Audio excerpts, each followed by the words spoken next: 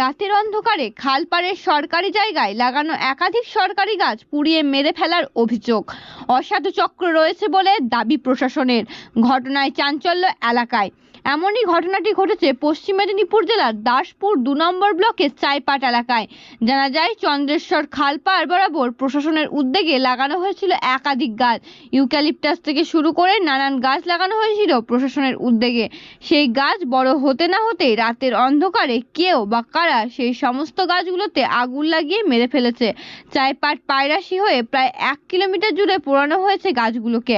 রাস্তার পাশে জনবসতিহীন ফাঁকা জায়গায় পোড়ানো হয়েছে গাছগুলোকে।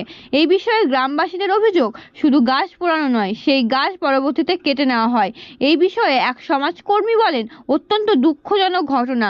যারা এই সমস্ত ঘটনা ঘটিয়েছে তাদের ধরে উপযুক্ত শাস্তির ব্যবস্থা করা দরকার। গাছে আগুন লাগিয়ে দেওয়া ঘটনায় পশ্চিম মেদিনীপুর জেলা পরিষদের সদস্য তথা দাসপুর ২ নম্বর ব্লকের তৃণমূল সভাপতি সৌমিত্র সিংহ রায় বলেন, বিষয়টা আমরা বিডিও এবং বিএলআরও অধিকারিকদের জানানো হয়েছে তদন্ত করার জন্য। আমার মনে হয় অসাধু কেউ রয়েছে এই দুর্বৃত্ত কাজগুলো করেছে।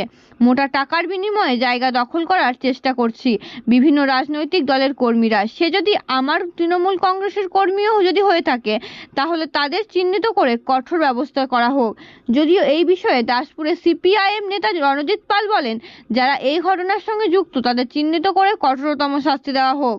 যদিও এই বিষয়টি নিয়ে কটাক্ষ করতে ছাড়েননি বিজেপি দাসপুরের বিজেপি নেতা প্রশান্ত বেরা। বলেন, এই বিষয়ে পুলিশ প্রশাসনের গুরুত্ব দেওয়া উচিত। দীর্ঘদিন ধরে এই ঘটনা ঘটছে। পশ্চিম মেদিনীপুর থেকে শান্তনু বর্ধনের রিপোর্ট, সুপারফাস্ট। দেখা যাচ্ছে যে এখানে একেবারে ১ কিলোমিটার প্রায় ১০০০ থেকে ১৫০০ গাছ, কে এরকম ভাবে আগুন লাগালো আর গাছগুলো জ্বলে গেল কিভাবে? আমরাও ঠিক ই করতে পারছি না, বুঝলেন তো। মানে আমরা এখানে তো থাকিনি, যে এখানে রাত্রে থাকলে হয়তো জানতাম। তখন তো প্রচুর খরা ছিল। খরা থাকার জন্য কি হচ্ছে যে কেউ হয়তো কিছু মানে ওই পাল্লাতে ধরে দিয়েছে, ধরে এরকম করে দিয়েছে। এরপরে এবার গাছগুলো কেটে লিপাল যাবে। মানে গাছ তো দেখা যাচ্ছে অনেক গাছ কাটাও আছে, মানে কেটেওছে। এগুলো তো সরকারি গাছ। সরকারি গাছ তো, এটা তো সরকারি গাছই তো। মানে এখান থেকে গাছ কেটেও নিয়ে চলে যায়। হ্যাঁ, গাছ কেটে নিয়ে যাচ্ছে, গাছ কেটে নিয়ে চলে যাচ্ছে।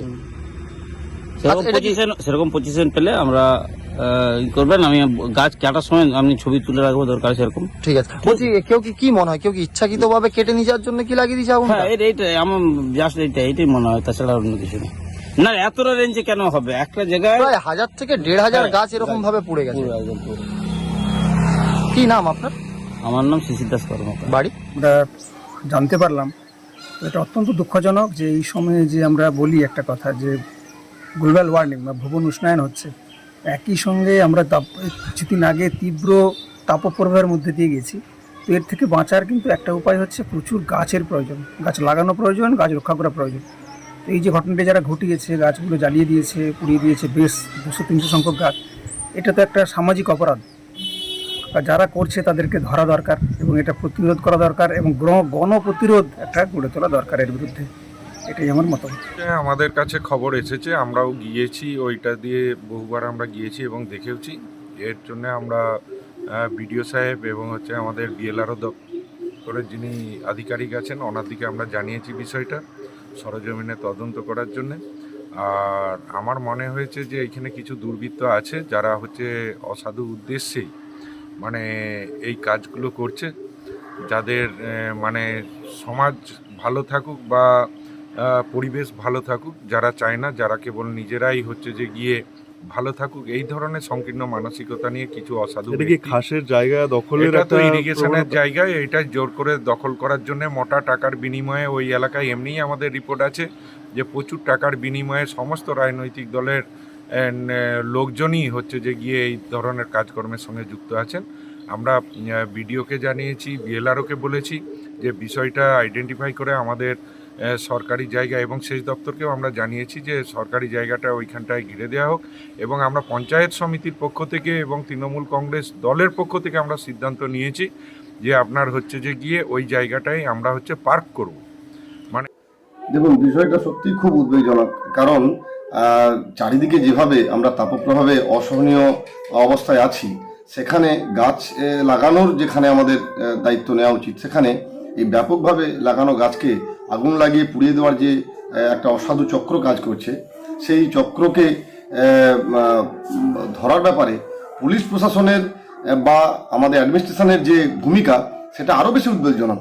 কারণ দিনের পর দিন এই ঘটনাটা ঘটছে, একটা ব্যাপক অংশের গাছপালাগুলো পুড়িয়ে দেওয়া হচ্ছে। মূলত তাদের লক্ষ্য ওই রাস্তার ধারে ওই সমস্ত জায়গাগুলোকে দখল করে ব্যবসার কাজে নিজেদের ব্যবহার করার জন্য। তারপর পুলিশ প্রশাসনের দিকে বলে তারা রাত্রিতে আপনার রেখেছে, পেট্রোলিংয়ের ব্যবস্থা রেখেছে। তো যদি পেট্রোলিংয়ের ব্যবস্থা আছে তাহলে তাদেরকে ধরা যাচ্ছে না কেন? নাকি ধরে নিতে হবে এই অসাধু চক্রের সঙ্গে শাসক দলের কোনো বড় অংশের সঙ্গে জড়িত আছে? উদ্বেগের যে গোটা রাজ্যের সাথে আমাদের এই ব্লক এলাকাতে আমরা অতীতে অনেক লড়াই আন্দোলন করেছিলাম।